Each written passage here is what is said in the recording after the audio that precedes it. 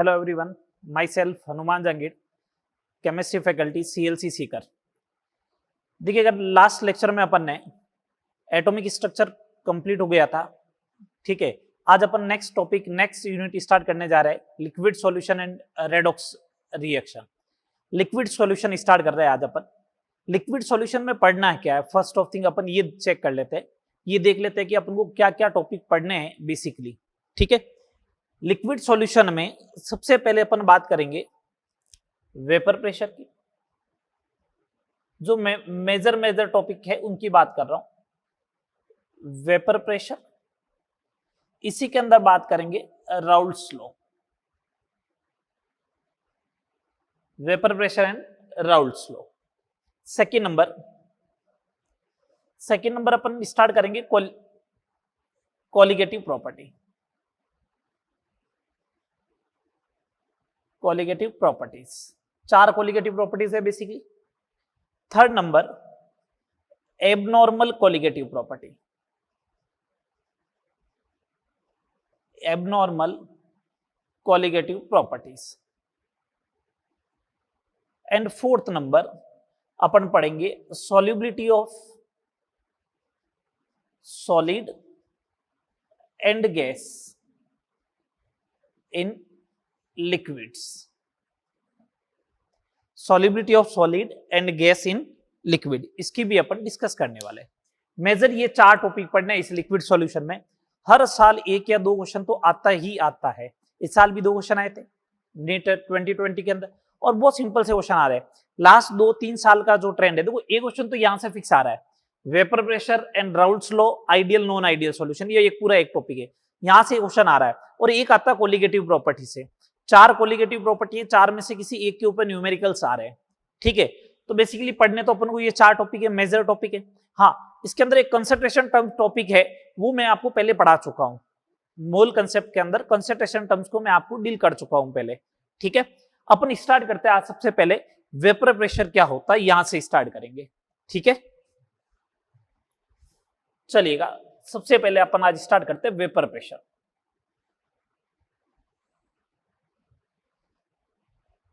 चलो, क्या होता है वेपर प्रेशर? पहले बात समझिएगा, कोई भी जो लिक्विड होता है, कोई भी जो लिक्विड है, उसका नेचर मींस वो वोलेटाइल है या फिर नॉन वोलेटाइल है। कोई भी लिक्विड की वो वोलेटाइल है या नॉन वोलेटाइल है, वो 2 फैक्टर के पे डिपेंड करेगा, ठीक है। कौन कौन से 2 factor? First, force of attraction between molecules. 2 molecules के बीच में कौन सा फोर्स लग रहा है, मींस इंटरमॉलिक्यूलर फोर्स की बात करनी है। कौन से फोर्स की बात करनी है? Intermolecular force.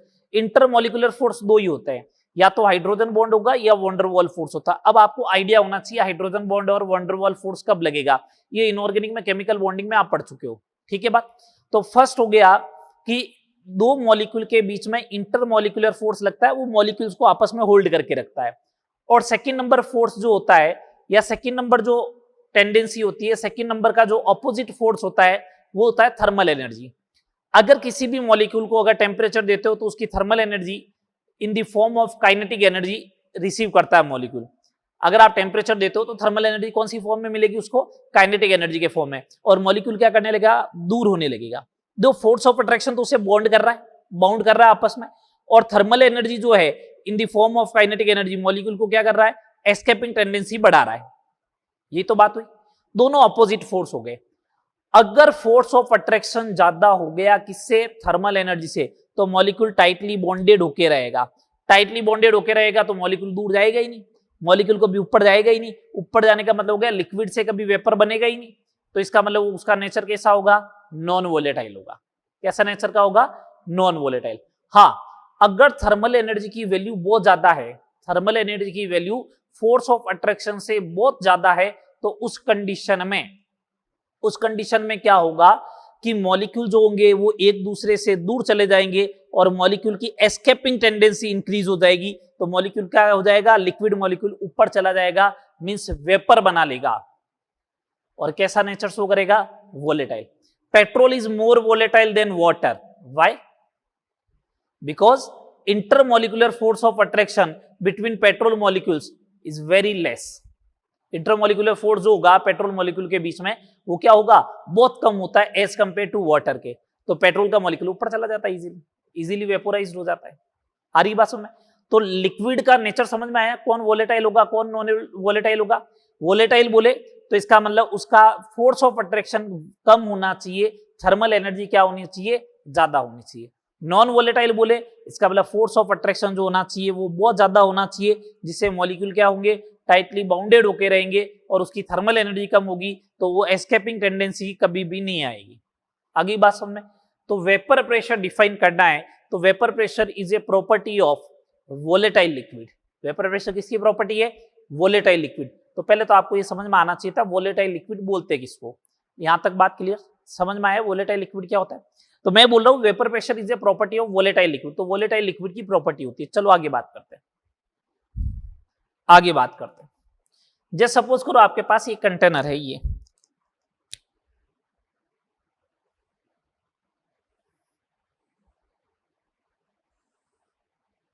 ये कंटेनर है,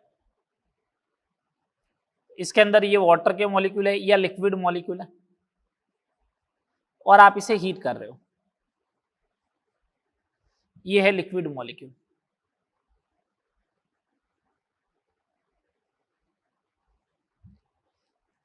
इस लिक्विड मॉलिक्यूल का जो नेचर है वो कैसा है, वोलेटाइल नेचर का। मींस अगर इनको थर्मल एनर्जी मिलेगी एक सफिशिएंट अमाउंट की, तो लिक्विड का मॉलिक्यूल जो होगा वो फोर्स ऑफ अट्रैक्शन को ब्रेक करके क्या हो जाएगा, एस्केपिंग टेंडेंसी इंक्रीज हो जाएगी। मींस क्या बना लेगा, वेपर बना लेगा।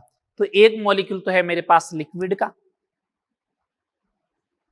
ये लिक्विड किसके अंदर कन्वर्ट हो रहा है, वेपर के अंदर। लिक्विड वेपर में कन्वर्ट होता है तो इसे बोलते हैं इवोप्रेशन। क्या बोलते हैं, इवोप्रेशन। अब क्या होगा, ये वेपर के मॉलिक्यूल्स बन गए यहां पे, ये वेपर मॉलिक्यूल है।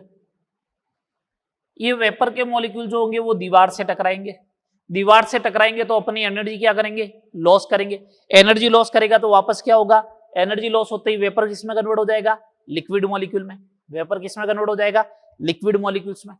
अगर लिक्विड में कन्वर्ट होगा तो वेपर लिक्विड में कन्वर्ट होगा तो वापस ये ऐसे आएगा। वेपर का लिक्विड में कन्वर्ट होना इसको बोलते हैं कंडेंसेशन। तो लिक्विड वेपर में कन्वर्ट होता है इवोप्रेशन, वेपर लिक्विड में कन्वर्ट होता है तो इसको बोलते हैं कंडेंसेशन। ये एक रिएक्शन बन गई। कंटेनर है क्लोज्ड, कंटेनर कैसा है, क्लोज्ड है। इसका मतलब इक्विलिब्रियम आएगा, इक्विलिब्रियम आएगा। लिक्विड वेपर में कन्वर्ट हो रहा है, वेपर लिक्विड में कन्वर्ट हो रहा है। एक है रेट ऑफ इवोप्रेशन, एक है रेट ऑफ कंडेंसेशन। जब दोनों बराबर हो जाती है, रेट ऑफ फॉरवर्ड और रेट ऑफ बैकवर्ड, तो उसी को अपन क्या बोलते हैं, इक्विलिब्रियम आ गया। तो इसका मतलब इस केस में भी इक्विलिब्रियम आएगा, आएगा ना इक्विलिब्रियम। तो इक्विलिब्रियम कब आएगा, at equilibrium, at equilibrium rate of evaporation is equal to rate of condensation। इवोप्रेशन और रेट ऑफ कंडेंसेशन क्या होगी, बराबर होगी। अब सुने बात को, जब इक्विलिब्रियम आया तो कुछ तो वाटर के मॉलिक्यूल्स भी है और कुछ क्या है, वेपर के मॉलिक्यूल है। दोनों मॉलिक्यूल प्रेजेंट है, वेपर भी प्रेजेंट होगा और लिक्विड मॉलिक्यूल भी प्रेजेंट होगा। ये वेपर का मॉलिक्यूल इस लिक्विड की सरफेस पे, ये वेपर का मॉलिक्यूल इस लिक्विड की सरफेस पे जो फोर्स अप्लाई करेगा, जो प्रेशर अप्लाई करेगा, उसी को अपन क्या बोलेंगे, वेपर प्रेशर। वेपर का मॉलिक्यूल लिक्विड की सरफेस पे जितना प्रेशर अप्लाइड करेगा उसी को अपन क्या बोलेंगे, वेपर प्रेशर। तो मैं डेफिनेशन लिख रहा हूं, at equilibrium, at equilibrium the pressure exerted by vapor molecules on the surface of liquid, on the surface of liquid is known as vapor pressure, is known as vapor pressure। जितना force, जितना pressure applied करेगा उसी को अपन क्या बोलेंगे, vapour pressure बोलेंगे। बात clear है सारी? बोलो हाँ या ना बताओ। All is okay? चलो आगे।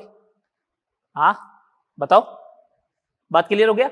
इक्विलिब्रियम पे जो है वो इवोपरेशन और कंडेंसेशन की रेट बराबर होगी, और वेपर का मॉलिक्यूल भी होगा और लिक्विड का मॉलिक्यूल भी होगा। वेपर का मॉलिक्यूल जितना प्रेशर अप्लाइड करेगा उसी को अपन क्या बोलेंगे? Vapour pressure. तो डिफाइन कहां पे होता है? ध्यान रखना, इक्विलिब्रियम पे होता है। कहां पे डिफाइन होगा? इक्विलिब्रियम पे डिफाइन होगा। चलो आगे बात करते हैं, कौन कौन से फैक्टर है जो अफेक्ट करते हैं? Factor affecting vapour pressure.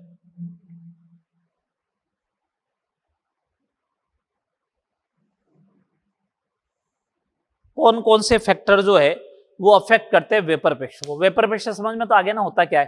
अब अपन ये चेक कर रहे हैं कौन कौन से फैक्टर जो है उसको अफेक्ट करने वाले। आइएगा, फर्स्ट फैक्टर टेम्परेचर।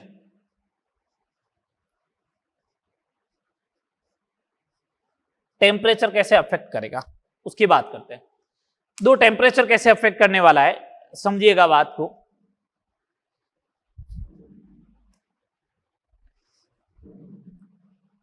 अगर मैं टेम्परेचर इंक्रीज करता हूं, when temperature increases, kinetic energy of molecules increase होगा। बोलो, काइनेटिक एनर्जी ऑफ मॉलिक्यूल्स अगर इंक्रीज होगा तो वेपर मॉलिक्यूल्स इंक्रीज होगा, ज्यादा वेपर के मॉलिक्यूल्स बनेंगे। अगर ज्यादा वेपर के मॉलिक्यूल बनेंगे तो वेपर प्रेशर भी क्या लगेगा? ज्यादा लगेगा। तो टेम्परेचर बढ़ाने पर वेपर प्रेशर भी क्या होता है? इंक्रीज होता है। मैं इसको मैथमेटिकली अगर प्रूव करूं, ये तो थ्योरेटिकल प्रूव हो गया कि टेम्परेचर बढ़ाओगे तो काइनेटिक एनर्जी ऑफ मॉलिक्यूल भी इंक्रीज होगा, जिससे वेपर मॉलिक्यूल क्या होंगे? ज्यादा फॉर्मेशन होगा, और उससे वेपर प्रेशर भी क्या लगेगा? ज्यादा लगेगा। मैं अगर मैथमेटिकली फॉर्म में बात करूं तो ये इक्वेशन ध्यान रखें, log 10 बेस पे P2 upon P1 is equal to delta H upon 2.303 R 1 upon T1 minus 1 upon T2। इस इक्वेशन को ध्यान रखें बेसिकली, ठीक है। अगर ये इक्वेशन अगर आप ध्यान रखते हो तो देखो कैसे क्या करना है। डेल्टा H चेक करो क्या है इस इक्वेशन का। हीट दे रहे हो आप, हीट दे रहे हो मींस एंडोथर्मिक है, तो delta H positive for endothermic reaction. For endothermic reaction delta H is positive. Delta H positive है if T2 is greater than T1 हो, if T2 is greater than T1 हो। T2 बड़ा है, T2 100 है तो 1/100.01, T1 10 है तो 1/10.01, 0.1 minus 0.01 difference लोगे तो पॉजिटिव इंटू पॉजिटिव क्या होगा? पॉजिटिव हो जाएगा। लॉग की वैल्यू पॉजिटिव आ रही है, इसका मतलब P2 अपॉन P1 जो होगा वो ग्रेटर देन 1 होगा, means P2 is greater then P1 आएगा। P2 इज ग्रेटर देन क्या आएगा? P1 आएगा। बात आ रही समझ में? P2 is greater then P1 आएगा। चलो आगे बात करते हैं। ये तो मैंने बता दिया, देखो टेम्परेचर बढ़ेगा तो प्रेशर भी बढ़ेगा, मींस वेपर प्रेशर क्या हो रहा है? इंक्रीज हो रहा है। अच्छा, ग्राफिकल फॉर्म में बात करें कि ग्राफ कैसा बनेगा इसका, तो लॉग का टर्म्स आ रहा है तो ग्राफ ऐसा बनेगा भैया। इधर अगर आपने वेपर प्रेशर रखा, इधर अगर आपने टेम्परेचर रखा, तो ग्राफ जो आएगा वो ऐसा बनेगा, एक्सपोनेंशियल ग्राफ बनेगा, लॉग का ग्राफ बनेगा, ठीक है। वेपर प्रेशर और टेम्परेचर का ग्राफ ऐसा आएगा। बात क्लियर है? चले आगे। तो पहला फैक्टर हो गया टेम्परेचर। दूसरे फैक्टर की बात करते हैं। दूसरा फैक्टर क्या? दूसरा फैक्टर क्या? दूसरा फैक्टर ये है नेचर ऑफ लिक्विड। लिक्विड का नेचर कैसा है? जैसे एक पेट्रोल है और एक वाटर है, तो पेट्रोल इजीली वेपोराइज्ड होता है, इसका मतलब वो वेपर प्रेशर भी ज्यादा लगाएगा। सेम टेम्परेचर पे बात करोगे, क्यों? पेट्रोल की तो वेपर ही बन जाएगी और लिक्विड मतलब वाटर की वेपर भी नहीं बन पाएगी उस टाइम। तो जब पेट्रोल की अगर वेपर बन गई तो वो वेपर प्रेशर अप्लाइड करेगा, वाटर की तो अभी वेपर ही नहीं बनी तो वेपर प्रेशर कहां से अप्लाइड कर देगा। तो देखो क्या होता है नेचर ऑफ लिक्विड, ऐसा बोलूं क्या? वेपर प्रेशर जो होता है वो इनवर्सली प्रोपोर्शनल टू होता है force of attraction force of attraction between liquid molecules.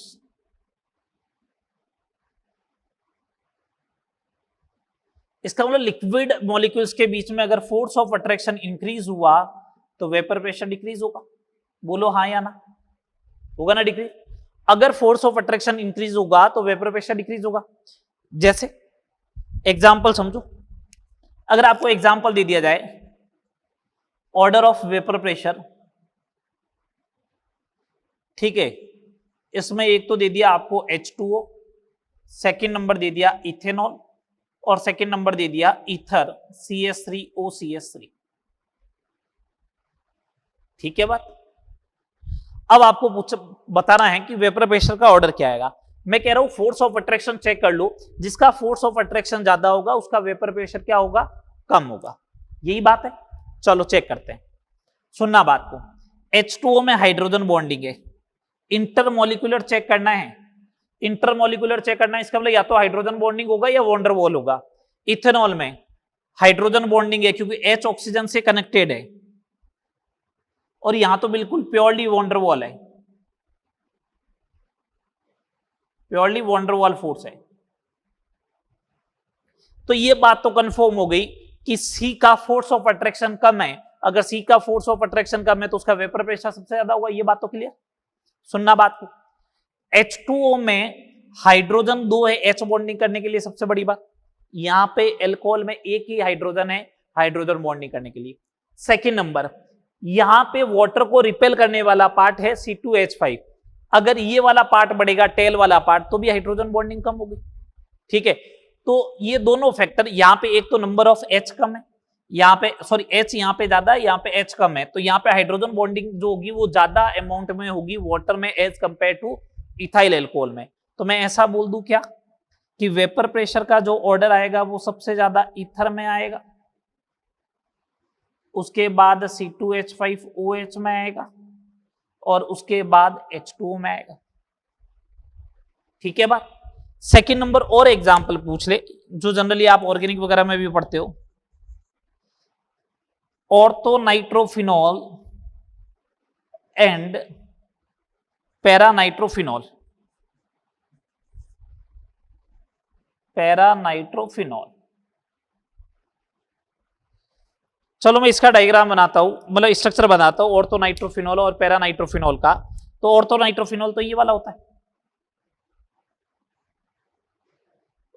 OH N double bond O, coordinate bond O, ये हाइड्रोजन बॉन्डिंग होगी, इंट्रामोलिकुलर है H बॉन्डिंग। पैरानाइट्रोफिनॉल है,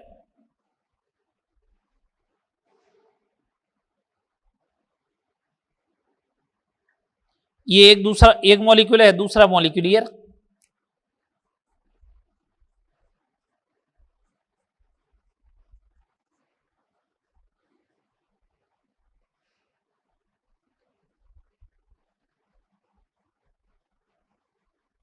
इंटरमोलिकुलर।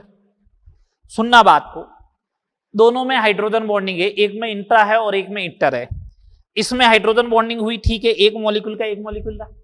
इसमें जब हाइड्रोजन बॉन्डिंग हुई तो दो मॉलिक्यूल एसोसिएट होके एक मॉलिक्यूल बन गया, दो मॉलिक्यूल एसोसिएट होके एक मॉलिक्यूल जैसा बन गया, तो मॉलिक्यूलर वेट बढ़ गया। अगर मॉलिक्यूलर वेट बढ़ता है तो फोर्स ऑफ अट्रैक्शन भी बढ़ता है। तो इसका मतलब अगर मैं फोर्स ऑफ अट्रैक्शन की बात करूं तो फोर्स ऑफ अट्रैक्शन का जो ऑर्डर आएगा वो पैरानाइट्रोफिनॉल में ज्यादा होगा। अगर पैरानाइट्रोफिनॉल में फोर्स ऑफ अट्रैक्शन ज्यादा है एज कंपेयर टू ऑर्थोनाइट्रोफिनॉल से, तो इसका मतलब वेपर प्रेशर का ऑर्डर जस्ट उल्टा आएगा। मींस पैरानाइट्रोफिनॉल के कंपैरेटिव में ऑर्थोनाइट्रोफिनॉल का वेपर प्रेशर क्या आएगा, ज्यादा आएगा। ये बात समझ में आई या नहीं आई, बोलो।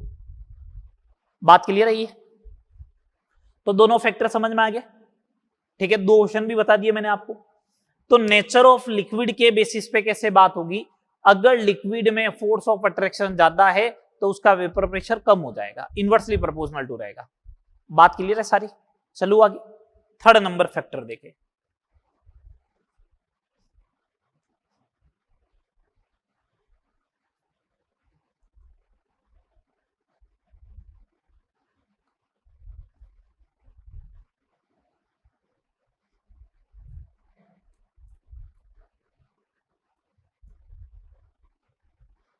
थर्ड नंबर फैक्टर है सरफेस एरिया।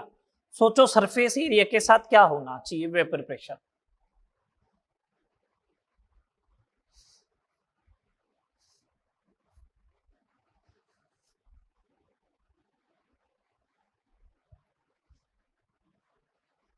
सरफेस एरिया के साथ कैसे होना चाहिए vapour pressure change. Third factor surface area.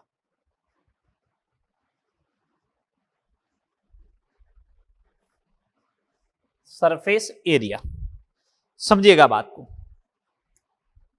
Vapour pressure does not affected with surface area.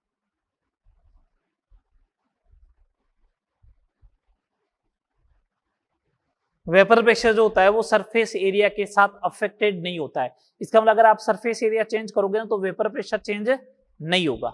समझो एक बात को, इसका मतलब ये हुआ कि अगर मैंने एक ऐसा कंटेनर लिया, ये लो, और एक बार कंटेनर की मैं सरफेस एरिया डबल करने वाला हूं, समझना बात को क्यों चेंज नहीं हो रहा है। ये मॉलिक्यूल मान लिए,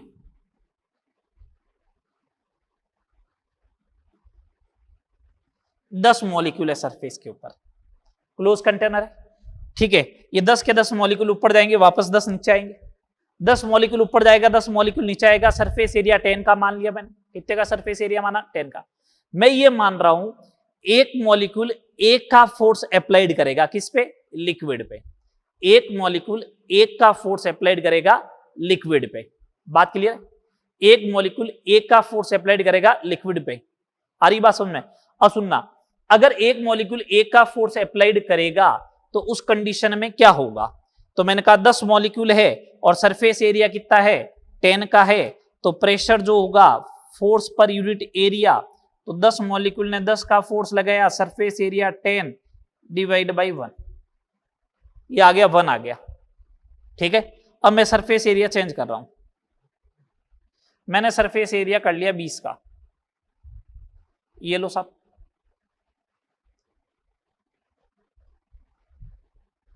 ये लो 20 का कर दिया। तो इस बार पी डैश, मैंने 20 मॉलिक्यूल है तो एक मॉलिक्यूल एक का फोर्स लगाता तो 20 मॉलिक्यूल 20 का फोर्स लगाएगा, तो आ गया फोर्स आ गया 20। सरफेस एरिया भी कितना हो गया? 20 डिवाइड बाई 20 कितना होगा? 1। इसका मतलब वेपर प्रेशर जो होता है वो सरफेस एरिया के ऊपर डिपेंड नहीं करता है। अगर एक ग्लास में मैंने वाटर लिया है तो उसका वेपर प्रेशर भी उतना ही आएगा जो एक बड़े से टैंक के अंदर अगर पानी ले लेता हूं तो उसका भी वेपर प्रेशर सेम आएगा जो एक छोटी सी ग्लास का वेपर प्रेशर आएगा। आ रही बात समझ में? देख लो, फोर्स पर यूनिट एरिया है, फोर्स पर यूनिट एरिया की वैल्यू हमेशा क्या रहेगी? सेम रहेगी। चलो फोर्थ नंबर पॉइंट की बात करते हैं। फोर्थ नंबर पॉइंट क्या है? इंपॉर्टेंट पॉइंट है जो हर बार अब आगे काम आने वाला है। क्या कह रहा है fourth number point? If non volatile solute, if non-volatile solute added in volatile solvent, then vapor pressure of solution decreases because, पहले तो ये समझिएगा, मेरे पास एक प्योर सॉल्वेंट है और वोलेटाइल है, उसमें अगर एक नॉन वोलेटाइल सॉल्यूट ऐड किया तो वेपर प्रेशर डिक्रीज होगा। क्यों डिक्रीज होगा? उसका रीजन अभी लिख रहे हैं अपन, ठीक है। समझिए पहले बात को, ये कंडीशन थी, प्योर सॉल्वेंट था और वो भी वोलेटाइल, ठीक है।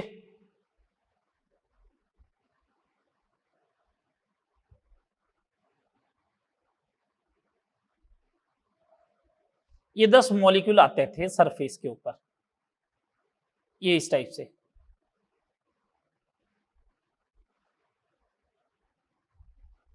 मैंने कहा सुनो बात को कि बताओ एक्स ऑफ द सॉल्वेंट कितना है?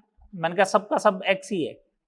प्योर सॉल्वेंट की मूल फ्रैक्शन अकेला होता है, उस कंपोनेंट की मूल फ्रैक्शन क्या होती है? 1। मैंने कहा ठीक है।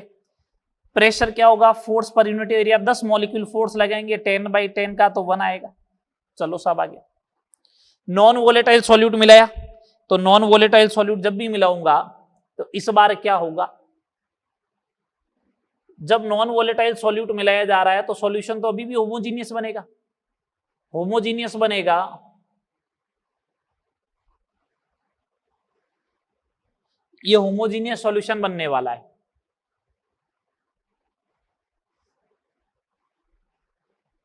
ये जो रेड कलर आया ना वो नॉन वोलेटाइल सॉल्यूट का है, एनवीएस का है। किसका है? एनवीएस का है, नॉन वोलेटाइल सॉल्यूट का है। अब ये तो होमोजीनियस बना है ना, तो इसका मतलब हर सरफेस में 4-4 मॉलिक्यूल किसके रहेंगे? नॉन वोलेटाइल सॉल्यूट के होंगे। तो इस बार कितने मॉलिक्यूल ऊपर जाएंगे सरफेस से? एनवीएस तो जा नहीं सकता, नॉन वोलेटाइल है। वोलेटाइल सॉल्वेंट के कितने मॉलिक्यूल है सरफेस के ऊपर? 6 के 6 मॉलिक्यूल ऊपर जाएंगे, तो वापस नीचे 6 मॉलिक्यूल आएगा। लिक्विड की सरफेस तो ये पूरी कहलाएगी ना, लिक्विड की सरफेस तो ये पूरी है, तो उस कंडीशन में बताइए पी डैश जो होगा 6 मॉलिक्यूलर फोर्स लगाएंगे 6 और सरफेस एरिया 10 का, तो 0.6 आएगा। तो वेपर प्रेशर डिक्रीज हुआ या नहीं हुआ? हुआ। Second number, x of the solvent, इस बार 2 कंपोनेंट है तो 100% लेस देन बनाएगी, 100% क्या आएगी? लेस देन बनाएगी। आ रही बात समझ में? तो देखो वेपर प्रेशर डिक्रीज तो हुआ। If non-volatile solute added in volatile solvent, then vapor pressure of the solution decreases because mole fraction of mole fraction of volatile solvent या volatile component decreases. Mole fraction decrease हो रही है volatile component की, इसलिए vapour pressure भी क्या हो रहा है? डिक्रीज हो रहा है। इसका मतलब मैं ऐसा बोल सकता हूं क्या कि vapour pressure is directly proportional to mole fraction of volatile component. Vapour pressure is directly proportional to mole fraction of volatile component. Volatile component की मोल फ्रैक्शन ज्यादा थी तो प्रेशर ज्यादा है, वोलेटाइल कंपोनेंट की मोल फ्रैक्शन कम हो गई तो प्रेशर भी क्या हो गया? कम हो गया। बोलो हाँ या ना? तो वेपर प्रेशर समझ में आया क्या होता है? कौन कौन से फैक्टर वेपर प्रेशर को अफेक्ट करते हैं? 4 फैक्टर है, चारों फैक्टर हो गए। बात क्लियर सारी? चलो अब आगे बात करते हैं। आज आगे बात करते हैं।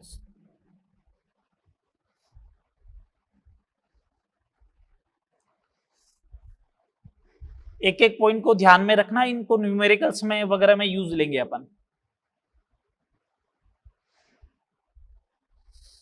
अब अपन बात करते हैं Raoult's law.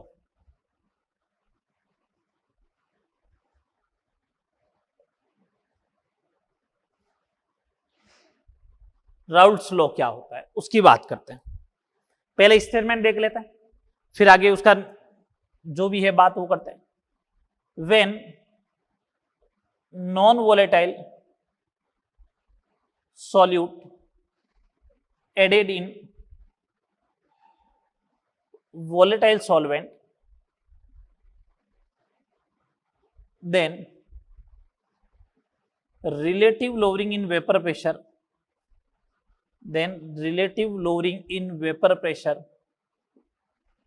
is equal to mole fraction of non volatile solute। ये इसका मैथमेटिकल स्टेटमेंट है, a part, sorry theoretical statement है। When non volatile solute added in volatile solvent, then relative lowering in vapour pressure of solution, is equal to mole fraction of non volatile solute. एक बात समझे, मैं भी बता रहा हूं, इसका डेरिवेशन करके बता रहे हैं, समझना बात को। मेरे पास जो है वो ए जो है ना वो तो है वोलेटाइल सॉल्वेंट, और बी जो है वो है नॉन वोलेटाइल सॉल्यूट। मैंने मान लिया इसकी मोल फ्रैक्शन जो है वो एक्स ए है और इसकी एक्स बी। इसका vapour pressure in pure state का मतलब समझिएगा बेटा, प्योर स्टेट का मतलब ये होता है जब वो अकेला ही हो, कोई दूसरा हो ही नहीं। इसका मतलब अकेला ए हो या अकेला बी हो। तो vapour pressure in pure state अकेला ए हो तो मैंने कहा पी ए नॉट होगा, इसका तुम लोग बोलोगे पी बी नॉट होगा। अरे ये तो नॉन वोलेटाइल है ना भैया, अगर नॉन वोलेटाइल है तो उसका वेपर प्रेशर क्या होगा, अगर नॉन वोलेटाइल है तो उसका वेपर प्रेशर क्या होगा, जीरो, वेपर प्रेशर जीरो। आगे बात समझ में, आगे चलू बात। अब सुनना ढंग से, अब बात सुने ढंग से। मैंने अभी तुम लोगों को यह बोला था vapour pressure of the solution PS is directly proportional to mole fraction of volatile solvent X से। डायरेक्टली प्रोपोर्शनल टू का साइन हटाओगे तो PS is equal to PA naught into X से। बस आपको तो एक फॉर्मूला ये ध्यान रखना है, उसके अलावा कोई फॉर्मूला याद नहीं रखना है। सर अभी तो ऊपर वाला नहीं आएगा, अरे आ जाएगा, इसी से आएगा। पीएस बराबर पीए नॉट एक्स ए आएगा। ये राउल्ट्स का लॉ का स्टेटमेंट है। आपसे पूछे which of the following is correct expression of Raoult's law, PS is equal to PA naught into X है, ये करेक्ट एक्सप्रेशन है। इसकी अदर फॉर्म और कैसे आ सकती है वो समझिएगा, इसकी अदर फॉर्म और कैसे आ सकती है बस वो आप आगे समझिएगा कैसे आएगी। देखो ये PS is equal to P naught A into X से दे रखा है ना, मैं इसको ऐसे लिख देता हूं, PS upon P A not, X A को लिख दिया मैंने 1 minus X B. X B को आप इधर लेके आ जाओ, उसको उधर लेके चले जाओ, तो ये बन जाएगा 1 minus PS upon P A naught is equal to X B. तो ये हो गया P A naught minus P S upon P A naught is equal to X B. ये इसका सेकंड फॉर्म आ गया, ये इसका सेकंड फॉर्म आ गया। समझिए इसके अंदर क्या क्या है। अगर जैसे मान लो स्टार्टिंग में वेपर प्रेशर 100 होता है, ये पीए नॉट था प्योर सॉल्वेंट का, आपने जैसे ही नॉन वोलेटाइल सॉल्यूट ऐड किया था ना, जैसे ही नॉन वोलेटाइल सॉल्यूट ऐड किया तो आपने कहा वेपर प्रेशर कम हो गया। मान लो 30 का वेपर प्रेशर कम हो गया तो पीएस कितना बचा, 70। तो ये 100 है, ये 70 है, तो डिफरेंस कितने का आएगा, 30। तो ये क्या हो गया, कमी हुई ना, लोअरिंग हुई ना। This is lowering in vapour pressure. PA not minus PS is a lowering in vapour pressure.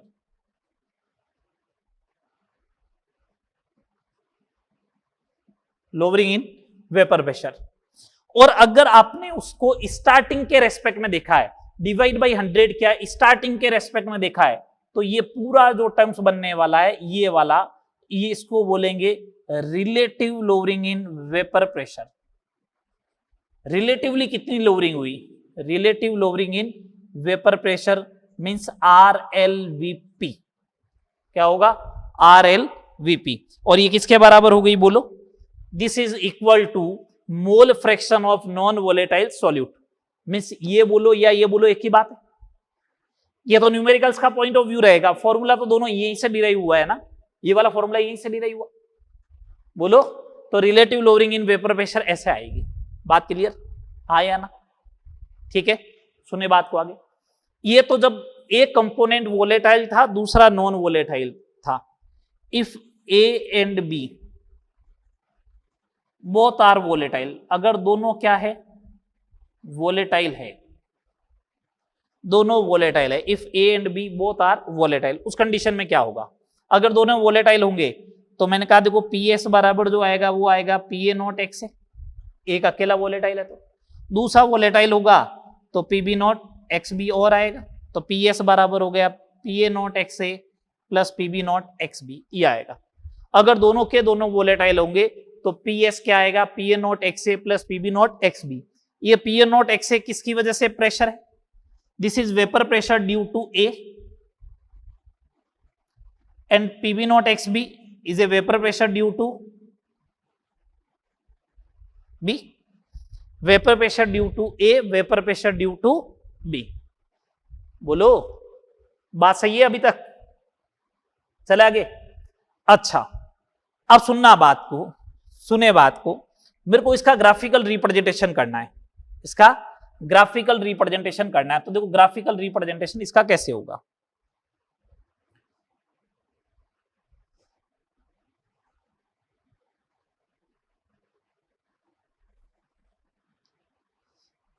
इस एक्सिस पे मैंने रखा मोल फ्रैक्शन और वाई एक्सिस पे रखा मैंने वेपर प्रेशर, ये रख दिया, मोल फ्रैक्शन रख दिया एक साइड में, वेपर प्रेशर रख दिया, कोई दिक्कत नहीं। चले आगे, चलो अच्छी बात। सुनना बात को, अगर मैं इस इक्वेशन को थोड़ा और ऐसे लिखूं, सुने बात को, बस ऐसे लिख दे पी एस बराबर पी ए नॉट एक्स ए, और इसको ऐसे लिख दूं 1 माइनस एक्स ए। तो ये ऐसे नहीं बन गया कहीं पे, देखो P A not X A plus P B naught minus P B naught into X A. तो यहां से क्या करो, P A naught minus P B naught into X A आ गया, प्लस पी बी नॉट आ गया, और ये पी एस हो गया। तो ये vapour pressure of the solution चल रहा है, इसका मतलब ये वाई एक्सिस चल रहा है। मोल फ्रैक्शन है, इसका मतलब ये एक्स एक्सिस चल रहा है। तो y is equal to M x plus c का ग्राफ बन गया, y is equal to M x plus c का ग्राफ बनेगा। इसका मतलब ये बात कंफर्म तय होगी, y equal to M x plus c का ग्राफ बनेगा, ये बात तय है। ये बात समझ में आ रही है? तो स्ट्रेट लाइन का ग्राफ बनाना है, स्ट्रेट लाइन का ग्राफ बनाना है तो मेरे को 2 ही पॉइंट चाहिए, ज्यादा पॉइंट की रिक्वायरमेंट नहीं है। कोई भी अगर स्ट्रेट लाइन का ग्राफ बनाना है तो 2 पॉइंट चाहिए, 2 के अलावा तीसरा पॉइंट नहीं चाहिएगा आपको। मैं 2 पॉइंट लिख के आता हूं, कैसे आएंगे। पी एस बराबर P A naught into X A, X A की वैल्यू 0 पुट की सबसे पहले, ये मोल फ्रैक्शन के वेरिएशन लिख देता हूं। यहां पे एक्स ए 0 होगा, एक्स बी 1 होगा, यहां पे एक्स ए मैक्सिमम हो जाएगा 1, तो एक्स बी अपना आप ही क्या हो जाएगा 0, एक्स ए 0, तो ये वाली टर्म्स 0। पी एस बराबर P B naught, X B की वैल्यू होगी 1, तो पी बी नॉट आ जाएगा, ये पी बी नॉट का पॉइंट आ गया। दूसरा पॉइंट चाहिए वहां पे, चलो एक्स बी 0 तो ये पूरी टर्म 0, एक्स ए 1 तो पी एस बराबर पी ए नॉट, ये लो पी ए नॉट। 2 पॉइंट आ गए, मिला लो इनको, 2 पॉइंट आ गए, इनको मिला लो, ये मिल गई। इस इक्वेशन, ये स्ट्रेट लाइन है, इसकी इक्वेशन है पी एस बराबर P A not X A plus P B naught X B. आ गई स्ट्रेट। सर ये ऐसा क्यों आया? सुने, स्ट्रेट लाइन तो बनेगा, मैंने ये एज्यूम कर रखा है P A naught is greater than P B naught है। अगर आप ये एज्यूम करते हो, अगर आप ये एज्यूम कर लेते हो कि पी बी नॉट जो है उसकी वैल्यू ज्यादा होगी, तो ये वाला ग्राफ का पॉइंट नीचे आएगा और स्ट्रेट लाइन फिर ऐसे बनेगी। आ रही बात समझ? स्ट्रेट लाइन फिर ऐसे बन जाएगी। ओके, बात आ रही समझ में? चलो आगे। अब सुने बात को, ये जो है वो vapour pressure due to A, vapour pressure due to A, तो इसका मतलब P A is equal to P naught A into X A हो गया। बोलो हाँ, आएगा ये।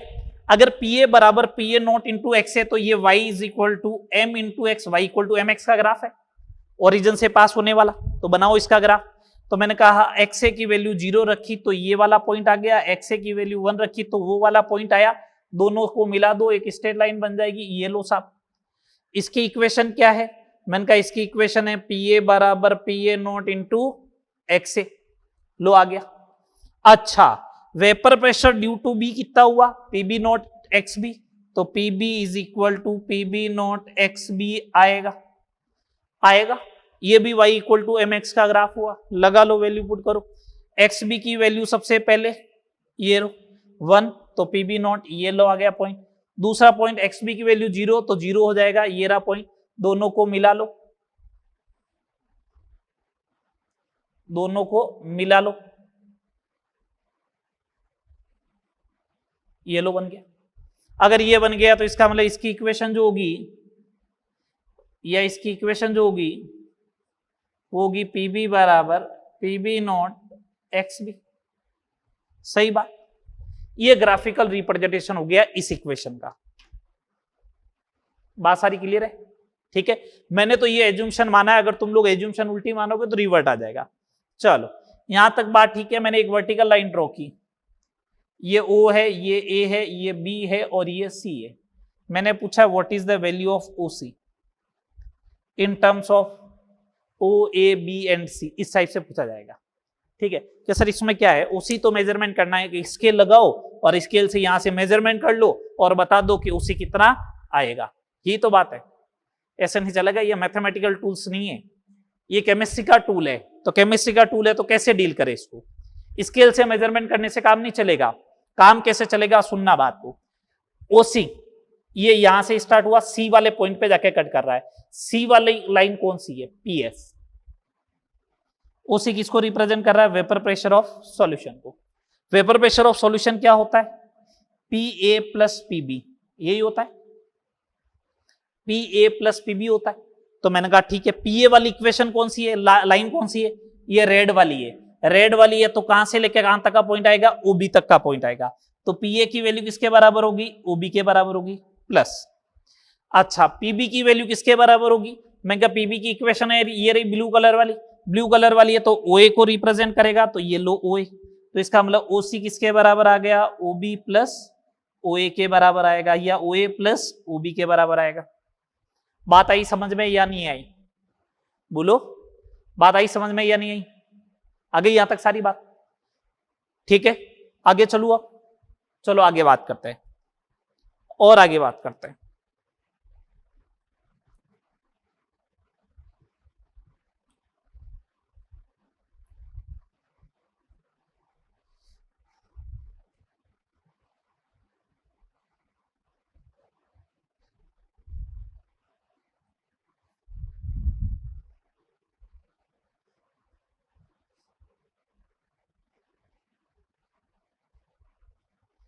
चलो चलो आगे बात करते हैं।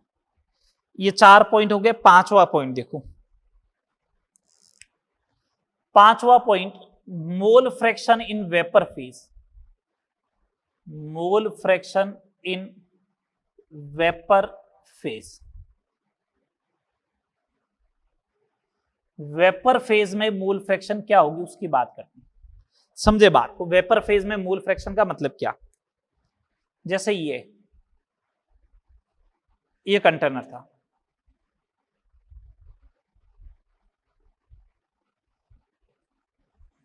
यहां पे लिक्विड था तो एक्स ए और एक्स बी था, जब वेपर बनेगी तो ए भी होगा बी भी होगा, तो उसकी मोल फ्रैक्शन क्या होगी, Y A and Y B. X A is mole fraction of A in liquid solution या इन लिक्विड फेज, ठीक है। X B is mole fraction of B in liquid phase, Y A is mole fraction of A in vapor phase and YB is mole fraction of B in vapor phase, ये आएगा, ठीक है बात। YB जो होगा वो मोल fraction of B in vapor phase आ जाएगा, ठीक है बात। चले आगे बात करें, अब सुने बात, मेरे को वाई ए और वाई बी कैलकुलेट करना, तो वाई ए और वाई बी तो यहां तो गैस का कंपोजिशन हो जाएगा, वेपर बोले मींस गैस का कंपोजिशन हो गया। और आपको मालूम है according to Dalton's law, according to Dalton's law gas में पढ़ेंगे, आइडिया है आपको। डाल्टन्स लॉ अप्लाई करे तो पार्शियल प्रेशर ऑफ गैस जो होता है पी वो P total into mole fraction of component होता है, P total into mole fraction of that component, ये होगा। तो सुने बात को, मेरे लिए यहां पे जो आएगा PA is equal to P total हो जाएगा PS, और A का जो वेपर प्रेशर आ रहा है वो मोल फ्रैक्शन क्या होगी यहां पे, YA वेपर, ये मोल फ्रैक्शन ऑफ गैस है, ये मोल फ्रैक्शन ऑफ गैस है, तो यहां पे गैस कौन है, A और B है, तो उसकी मोल फ्रैक्शन क्या होगी, YA, तो YA इज इक्वल टू कितना हो जाएगा, PA अपॉन PS। चलो मैं ओपन कर रहा हूं formula, YA is equal to PA naught XA upon PA naught XA plus PB naught XB हो जाएगा, ये YA हो गया। YB अगर पूछा जाए तो हो जाएगा PB upon PS means PB naught XB upon PA naught XA plus PB naught XB, और as usual YA plus YB जो होगा मोल फ्रैक्शन का सम हमेशा क्या होगा, 1 होगा। समझ में आ गया, mole fraction in vapour phase कैसे कैलकुलेट होगा, डाल्टन्स का पार्शियल प्रेशर का लॉ लगाना है, pressure due to A is equal to total pressure into mole fraction of the gas. Total pressure, vapour pressure किसकी वजह से है, A और B की वजह से तो प्रेशर लग रहा है, तो YA और YB की वजह से तो टोटल प्रेशर लग रहा है वेपर प्रेशर, ठीक है। तो PA कैलकुलेट करना होगा तो P total into YA, P total कितना है PS, YA की वैल्यू आ जाएगी। आ गया mole fraction in vapour phase, बोलो हाँ या ना। तो देखो अपने इस लेक्चर में अभी तक क्या क्या पढ़ लिया, वेपर प्रेशर होता क्या है, मतलब नेचर ऑफ लिक्विड से स्टार्ट किया था अपन ने। नेचर ऑफ लिक्विड क्या होता है, इवोपरेशन क्या होता है, कंडेंसेशन क्या होता है, वेपर प्रेशर क्या होता है, फैक्टर कौन कौन से होते हैं वेपर प्रेशर को अफेक्ट करने वाले, और राउल्ट्स लॉ पढ़ लिया। राउल्ट्स लॉ में 5 पॉइंट पढ़ लिए। पहला स्टेटमेंट क्या था, दूसरा मैथमेटिकल फॉर्म, तीसरा उसका mathematical form P A naught minus P S upon P A naught is equal to X B, fourth number graphical representation, और नेक्स्ट अपन ने mole fraction in vapour phase. यहां तक बात क्लियर, बोलो हाँ या ना, हाँ है यहां तक। चलो अब आगे, चल अब अपन आगे बात करते हैं। मैं इससे रिलेटेड एक दो क्वेश्चन करवाता हूं। दो मैंने फैक्टर अफेक्टिंग वेपर प्रेशर में आपको क्वेश्चन बता ही दिए थे। देखो सिंपल सा क्वेश्चन की बात करते हैं।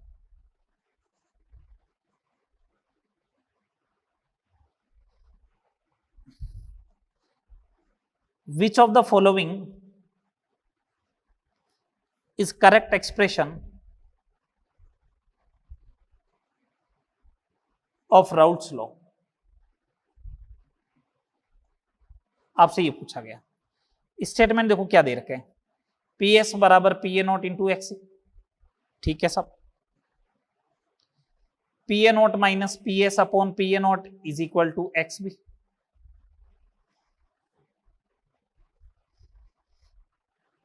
P A naught minus P S upon P A naught is equal to N B by N A, and fourth P A naught minus P S upon P S is equal to N B upon N A. First option दे रखा है only 1 and 2, B दिया है only 1 2 3, C option दिया है only 1 2 and 4, D option all. Mean 4 option correct है। आपको ये बताना है, ठीक है बताते हैं, सोचो दिमाग लगाओ जल्दी से फटाफट, कैसे करोगे। तो ये दो तो है, इसमें कोई शक वाली बात ही नहीं है। पी एस बराबर P A naught into X A होता है, P A naught minus P S upon P A naught, ये यहां तक मैं प्रूव कर चुका हूं एक्स बी होता है ना। इस एक्स बी को मैंने लिख दिया N B upon N A plus N B. मैंने किया इसको रिवर्ट, तो बन गया P naught A upon P A naught minus P S is equal to N A से वापस एन बी से डिवाइड कर दूंगा तो 1 plus N A upon N B आ जाए। इस 1 को इधर भेज दो, आप एलसीएम ले लो, माइनस माइनस प्लस हो जाएगा। अरे सोल्व तो कर लोगे, क्या नहीं कर पाओगे सोल्व भी तुम लोग। पी एस से सॉरी पी ए नोट से पी ए नोट कैंसिल हो गया, रिवर्ट कर दो वापस, P A naught minus P S upon P S बचा हुआ था, N B upon N A. ये राउल्ट्स लॉ का थर्ड फॉर्म आ गया, P A naught minus P S upon P S is equal to N B by N A, तो only 1 2 and 4 वाला right हो जाएगा, ओनली 1 2 and 4 वाला right हो जाएगा। बात समझ में आ गई यहां तक, बोलो चले आगे, चलो आगे बात करते हैं।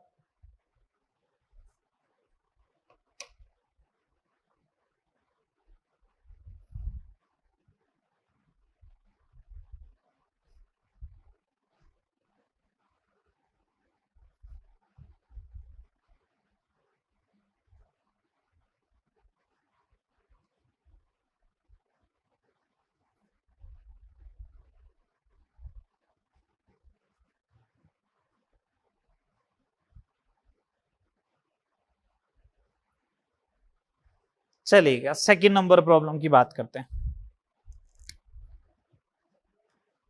आपको ऐसा दे रखा है पी एस बराबर 120 minus 60 of the X B M M of H G, ऐसा दिया।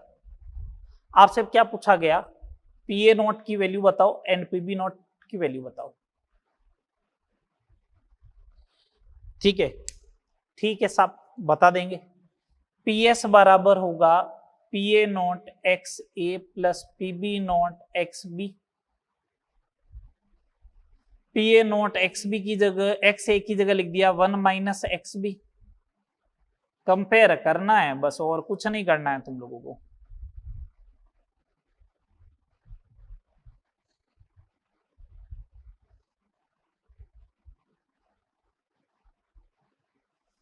ये लो, ये इक्वेशन मैच कर लो, तो कंपेयर करोगे तो पी ए नोट आ जाएगा 120 और P A naught minus P B naught की वैल्यू आ गई कितनी 60, तो पी बी नोट आ जाएगा पी ए नोट माइनस 60, तो 120 minus 60 is equal to 60 mm of H T, और ये भी क्या आएगा mm ऑफ एच डी।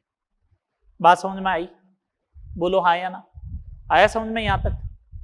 ठीक है, तो ये अपने राउल्ट्स लॉ से रिलेटेड बात होगी। अभी तक मैंने 2 क्वेश्चन ही करवाया आपको, है ना। नेक्स्ट लेक्चर में जब अपन मिलेंगे तो नेक्स्ट लेक्चर में इसी टॉपिक को आगे पहले बढ़ाएंगे, ठीक है ना। इसके न्यूमेरिकल्स करवाऊंगा, फिर आइडियल नॉन आइडियल सॉल्यूशन पढ़ाऊंगा, फिर आइडियल नॉन आइडियल सॉल्यूशन पढ़ाऊंगा, और उसके बाद अपन कोलिगेटिव प्रॉपर्टी स्टार्ट करेंगे, ठीक है बात। तो यहां तक पढ़े, अच्छे से राउल्ट्स लॉ पढ़े, वेपर प्रेशर के फैक्टर कौन कौन से होते हैं, किस किस के ऊपर डिपेंड करता है, एट इट इज क्वेश्चन आते, ज्यादा कोई माथा पच्ची वाला काम ही नहीं। आइडियल नॉन आइडियल सॉल्यूशन पढ़ के आना, ठीक है। यहां तक करें, नेक्स्ट लेक्चर में मिलते हैं। Okay, thank you.